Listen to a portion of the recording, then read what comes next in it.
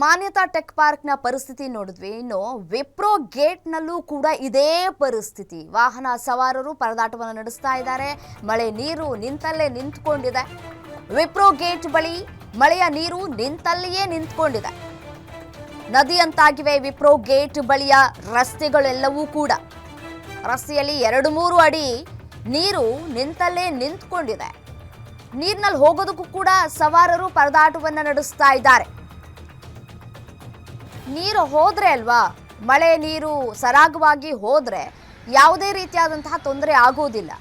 ವಾಹನ ಸವಾರರು ಕೂಡ ಪರದಾಟವನ್ನು ನಡೆಸೋದಿಲ್ಲ, ಪಾದಚಾರಿಗಳಿಗೂ ಕೂಡ ಸಮಸ್ಯೆ ಆಗೋದಿಲ್ಲ. ಮತ್ತು 2-3 ಅಡಿ ನೀರು ನಿಂತಲ್ಲೇ ನಿಂತಹ ಸಂದರ್ಭದಲ್ಲಿ ಯಾವ ಭಾಗದಲ್ಲಿ ನೀರು ಕಡಿಮೆ ಇದೆಯೋ ಅಲ್ಲಿ ಹೋಗೋದಕ್ಕೆ ಶುರು ಮಾಡೋದಕ್ಕೆ ಮುಂದಾಗ್ತಾರೆ ವಾಹನ ಸವಾರರು. ಮತ್ತು ಅಲ್ಲಲ್ಲಿ ಗುಂಡಿಗಳಿರುತ್ತೆ.